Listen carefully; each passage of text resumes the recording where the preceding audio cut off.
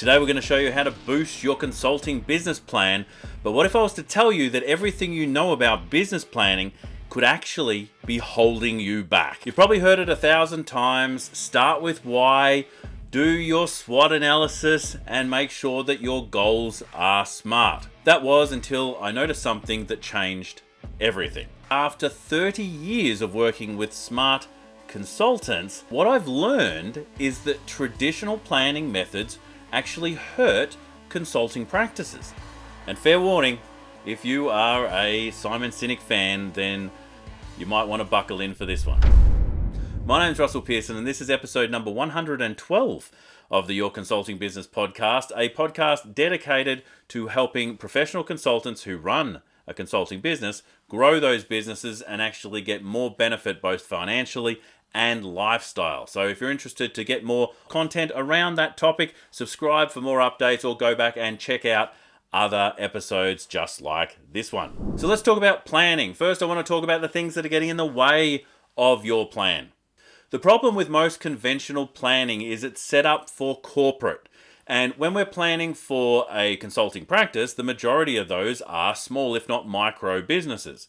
Now, the challenge with a small or micro business is that we have the freedom and flexibility to select what we want to have in our world. Now, there is a strength to that, and that's what I call the select consulting practice, which enables you to actually build a consulting practice that enables you to select the clients you work with, select when you work, and basically work anywhere in the world. Now, the challenge with that freedom is that there is no accountability to some traditional frameworks around planning. There's not a management contract in place. There is not KPIs. There's not a manager breathing down your throat, which means that as a consultant, you are less likely to have any form of accountability to stop you from changing your direction on your plan.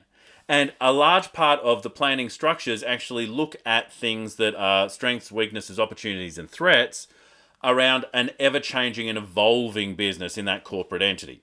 But the one thing in particular with SWOT analysis is that if you have a look at it within a solo practice, the biggest threat is key man issue or key person issue, which means that the death of the owner is probably the biggest thing that's going to kill the business. But I'll tell you what, as the owner within the practice that you run, you're probably not going to care too much about the practice after death.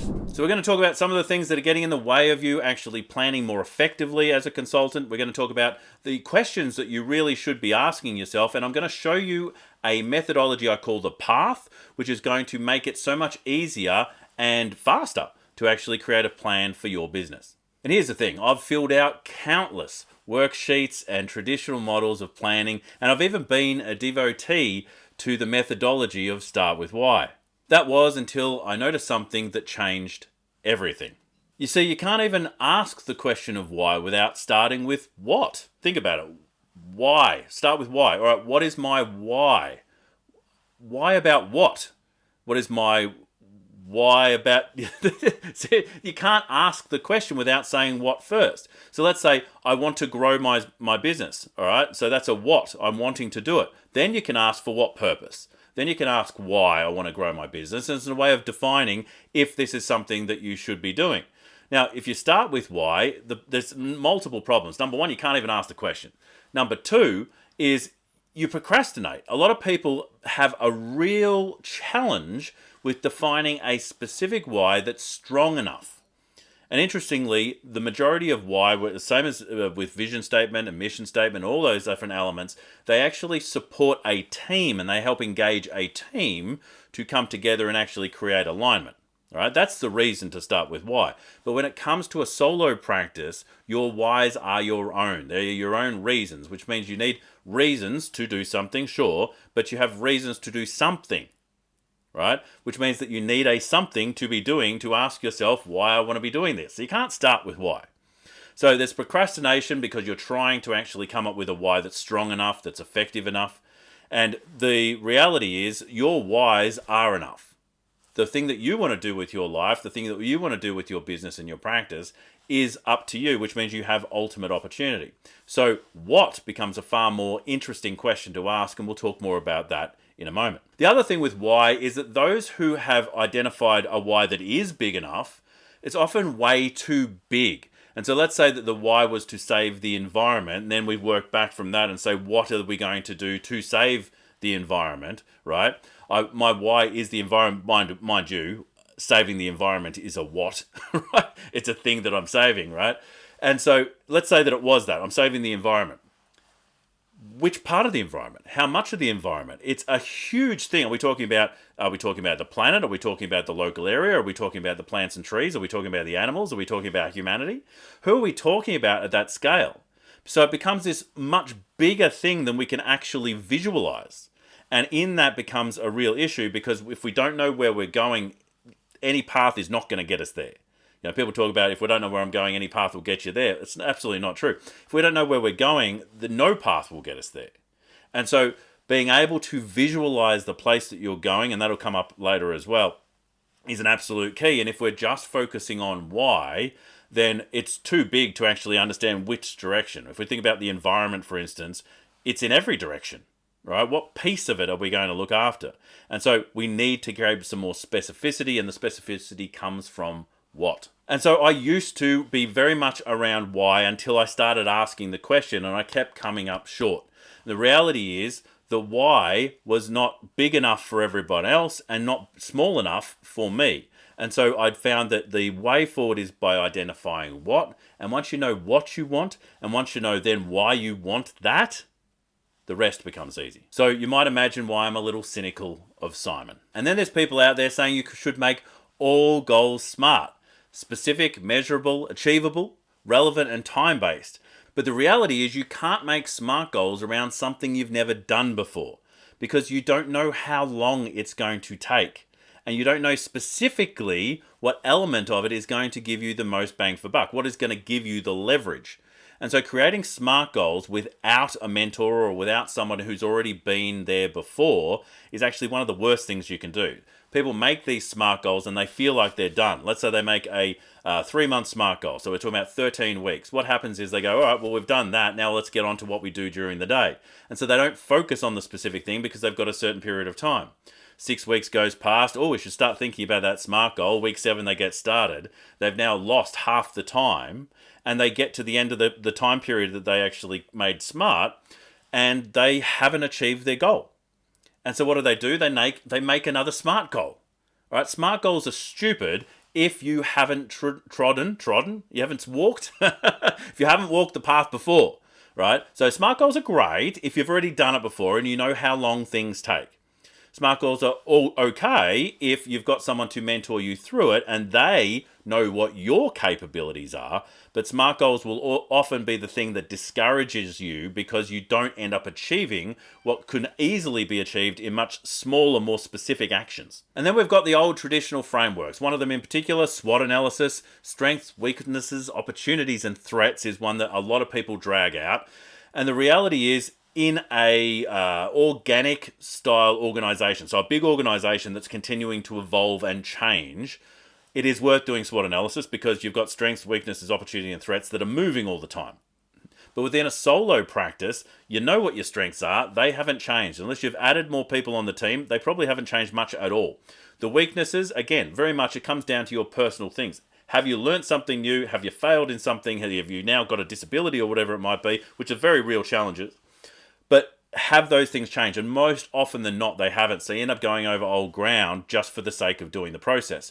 Opportunities is an interesting one. You know, opportunities do flex and change. And then you got threats. And the only real thing that happens with threats is key person issues, where you've got either death, maiming, or injury of some sort that actually prevents that person from operating. Now, that's always going to be a big issue in a solo practice, but it's something you should know going in. Right? So we don't have to do a SWOT analysis to identify some of these things. If you've never done it before, absolutely do it. But I wouldn't be doing it every single time we go to create a plan. Then you've got vision statements and you've got mission statements. Now, for a while there, I was actually just switching the method because I go, the mission statement's more important because it's what we're actually trying to do. And the vision statement is what it looks like when we achieve it. And so for me, for a while there, it was actually quite enough to do that. But what I discovered was that the majority of people would want to craft a mission statement or a vision statement into a very specific sentence that sounded good. And so they wouldn't just leave it alone by creating something very real, relevant, specific, right? And something tangible that they could aim for. So the mission, ideally, instead of doing a mission, I suggest a manifesto. Now, there are all sorts of different manifesto models out there. Mine has 4 questions. Those questions are, what do I see? What is wrong with that picture? How should it change? And how will it look when it has changed?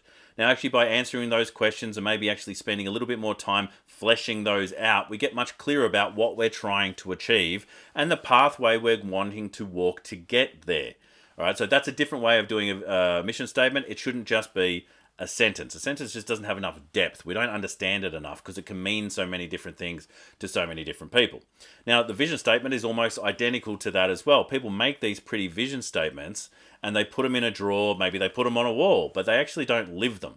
And so instead of the vision statement, my suggestion is a vision story, which means that you actually tell the story of a point in the future where you actually are walking through a space and you're seeing all these things. You're seeing the mission completed in action.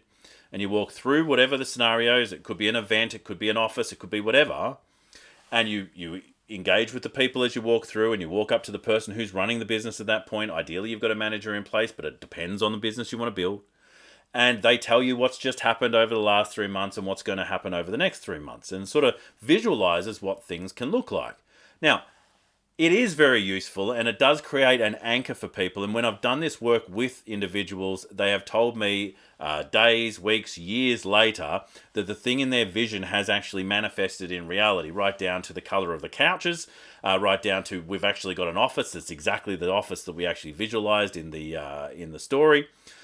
But the same problem happens with a vision story as what can happen with a SMART goal, is that you don't know what it looks like when you achieve it, right? If you haven't done it before. So if you've walked the path before, absolutely a vision story is the way to go. If you haven't, then do it with the partner that's going to help you get there, someone who has been there before and walked the path, so they can actually give you input about what it looks like when it's working. So SWOT analysis, vision statements, mission statements, really they're not for you. They're not for solo consultants who are running a practice or a business. They are for people who have big teams, and they are for the managers in those teams to get everybody aligned and on board. Even the process of creating declarations within the organization to create the values within an organization, and then the vision and the mission and the SWOT analysis and all those different things, they are the process themselves is valuable to get people aligned. But if you're running a solo practice, maybe you've got 2 or 3 assistants or people that are working with you, you don't need that level of activity and basically busy work to identify what you should be doing, which is the questions I'm about to provide. So the first of the big questions you really need to ask yourself, as I've kind of mentioned before, is what do I want? Right? It's the big question, and it is a tangible question you can ask yourself. What specifically do I want? Now, I recommend that you ask this question using primary interest filters, which means that you can come up with these 5 different categories of things that you want, right? So we've got people. What sort of people do you want in your life? What places do you want in your life? That could be places you're visiting or places you exist within, the where you spend your time. What activities do you want in your life? What do you want to be doing with your time? What information? What information do you want to receive? What knowledge? What do you want to learn? All these sort of things are ways that you can categorize. And finally, the 5th one is what things do you want? Now, there are all sorts of people out there that don't believe that they want things. But interestingly, once you start defining the things that you want in your life, a lot of the other things on the outside go away because you've got focus. And so I just did a very simple technique myself, which is to ask myself, what are the things I like to do? And one of the things I like to do is play the piano. I like to play music. Now, my piano wasn't working at the time, so one of the things I decided was that I would want a piano. Now, I didn't feel like I needed a piano, or I don't feel like I deserved a piano, and that's a whole nother story. But in deciding that that was a thing that I was going to get for myself, it actually created some real focus. And actually, when I got the thing, when I actually got that new piano and was able to play on it, and it was the piano that I got with the work that I'd done through the business that I'd created, not only did it give me pride in the outcome, but it became a very tangible example of winning, right? I set a goal and I actually completed the goal. So the primary interest filters: people, places, activities, information, and things. Categorize in each of those areas. What do you want in your life? And then we can actually prioritize it after that. So we've got our big list of things. The start with why is about creating this one why, and that's why it's so difficult. But if you create a list of things, if you create a list of what's, then it's much easier to start prioritizing, because the next question is, how badly do you want them? How badly do you want that thing in your life? And then you can start to really categorize and go, right, well, these three are the most important, or this one is maybe even the most important. But the final question then is, how much am I willing to suffer for this thing? It's a good question. You don't have to suffer for the things that you have in your life, but it is a good question to see, how committed am I to the thing? There is all sorts of people that tell me that they want to have their business grow to this certain point in time. Now, I then ask the question, for what purpose? And often they are saying, so I can do these things or have these things. Now, asking the why question second is absolutely fine, but starting with why is a hard row to hoe. So if we want to actually start with the what, we're going, this is what we want to do, this is the reason why we're doing it, how committed are we to that, like how much do we want it, and then finally, how much are we willing to suffer for it? When they want this business is this big, I ask them, like, what does suffering look like? What does that look like? What are you willing to do? And you don't have to give up stuff. A lot of people think, well, that means I need to give up stuff. Well, I need to give up relationships. Or I need to give up time, or I need to give up these things. It's not about that. It's how much pain do you actually going to be able to put yourself through to get it? Because at the end of the day, another Simon Sinek thing that he stole from somewhere else is the game, right? The infinite versus the finite game, which is a fantastic book written in the 80s that talks about game theory. And so the finite game is I'm working to get to there. But that's not a business. A business is an infinite game. Ideally, we're trying to have it run into the future and continue to run. That's the game of business. The one that actually lasts the longest is the one that wins. It's not about getting just to exit, because then if it exits and fails, then you've got a failed business, even if you're handed over a failed business. The point of actually the infinite game is to have a business that goes on and on and on and on for as long as possible. And they're the most successful businesses, are the ones that have been around for not just decades, but actually centuries. And we can actually now start to track some of those that are working incredibly well. Now, the question for you is, what do you want? How badly do you want it? And then how much are you willing to suffer to get it? How much are you willing to endure? What is the thing that you're willing to put up with to make that happen? Now, for most people, the toughest thing to endure is to do the same thing consistently, day in, day out, week in, week out, year in, year out, and actually grow slowly. It's incredible how torturous that is to people to understand that that is the process. But once you reframe that and understand that, all right, well, I'm willing to work on this business for the next 15 years. I'm willing to grow this business over the next 20 years. Then it changes the frame. I'm not trying to win at business. I'm trying to stay in business, which means that the suffering tends to go away because I've already committed to the time. The challenge comes with expectations. If you have certain expectations about what it should look like and they're not true, that's when you end up burning out. That's when you run out of gas. That's when you end up stopping and giving up. And that's really the only way to lose a business, is by giving up. And so setting the expectations with someone who's trodden the path before enables you to create real and realistic expectations. And that's really the key in creating an effective plan. Now, there's a final big question I think that you should ask. What will I do once I have everything I want? All right. So there's all these things that we want in our world. It could be world peace, but let's imagine for a second that we wave a magic wand and we suddenly have world peace. Or we wave a magic wand and our business is suddenly at the size that we want.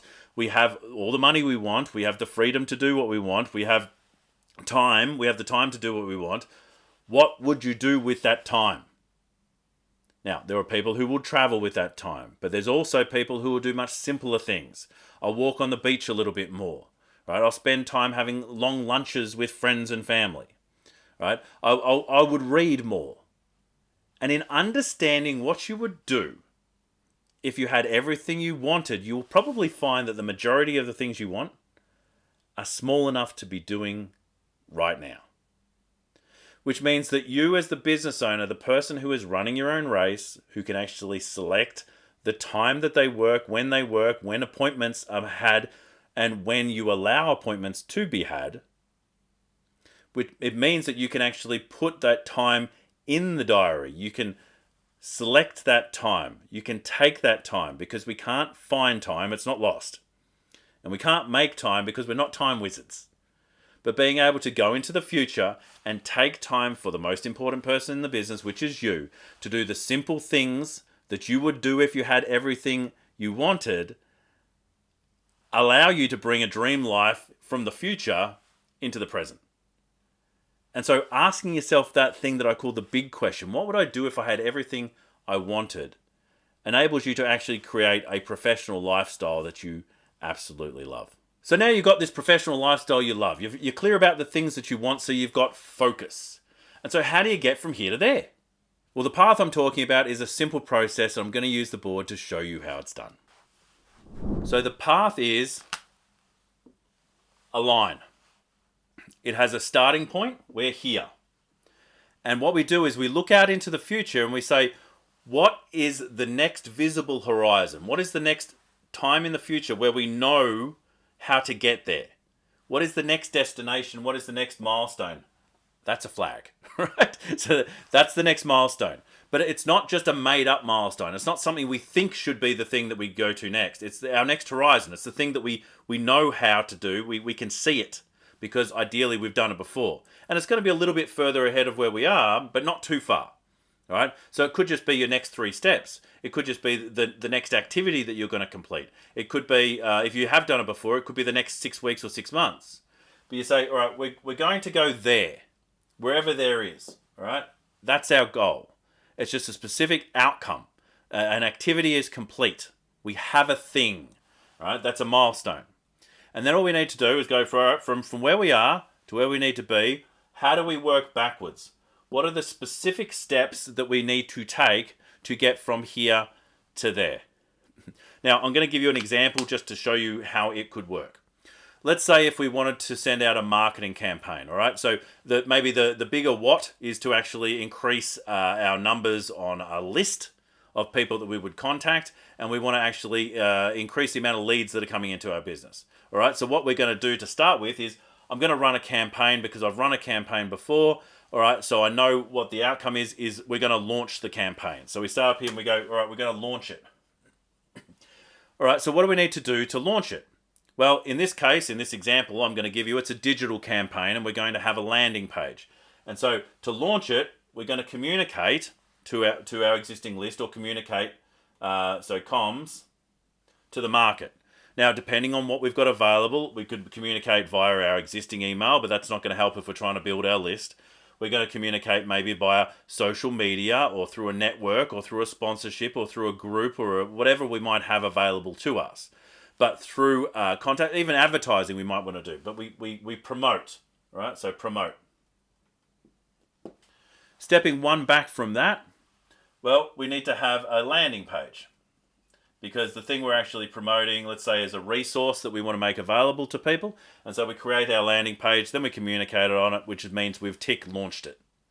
So stepping back from the landing page, we've made it, all right? So before that, we need the assets to build it.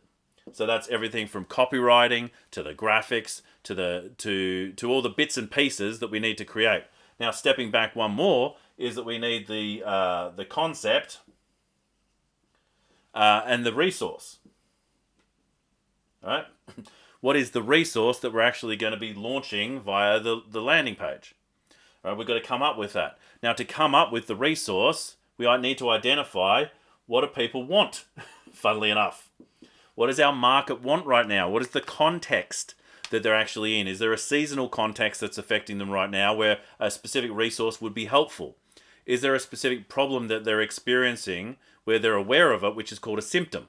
So are they experiencing a certain symptom at the moment, and can we create a resource to help relieve the pain of that symptom? Or are they in a place where they actually want to go in a direction, and can we create a resource to help them get there?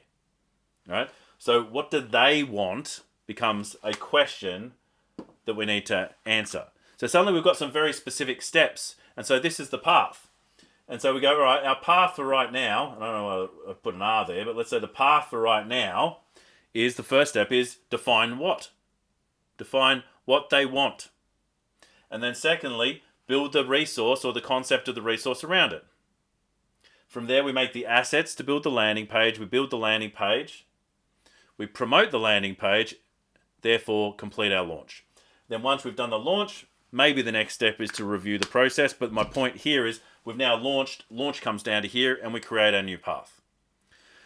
This is a simple way of looking at things that people have done for large businesses, which is horizons, and actually keeping it into a very simple model that enables you as the business owner to stay on track. And so the other thing I want to mention is that once you've got this, you take your phone, you take a photo of it, and then you actually tag in that this is your 2025 plan, maybe it's your January plan, whatever it might be. But you've then got it on the phone so that you can reference it wherever you are in the world. This thing stays in your pocket. This is where you want your plan to be. Not in a drawer, not on a shelf, right? Not where you can't access it 24/7. So I don't mind what business planning models you use. You can use the business canvas framework. You can use SWOT analysis if you want to. Sure, do SMART goals if you've got someone to do it with you or you've been along the path before. But understand that some of these corporate ways of doing traditional planning do not work as effectively for a consulting practice because you are the driver in your organization. So more importantly is that you have the energy to drive it forward, because that's all you've got at the end of the day is energy. There's the energy you spent in the past, which is the resources, the income, the assets that you now have in the business. And then there's the energy you're going to spend in the future, which is the limited amount of time that every single one of us have. And so ensuring that you're staying energized and you're staying full of energy is an amazing way to ensure you can keep driving the business forward. Now, if you're looking for support with that, there are all sorts of ways that we can help you do that. There is the Consulting Guild. If you haven't seen what that is, it's a community of consultants, super smart people that come together to work on growing their business every week.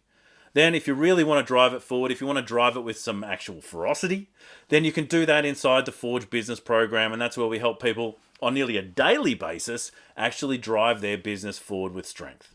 You know, I was told by someone once that I can have absolutely anything I want in this world. And you know, she was absolutely right. And so can you. You can have anything you want if you just define what that is. My name is Russell Pearson. This is episode number 112 of the Your Consulting Business Podcast. If you haven't already, go to russellpearsonprograms.com and get the free resource that's available there for consulting businesses just like yours. Until next time, stay passionate, and I will catch you on the next one. Bye for now.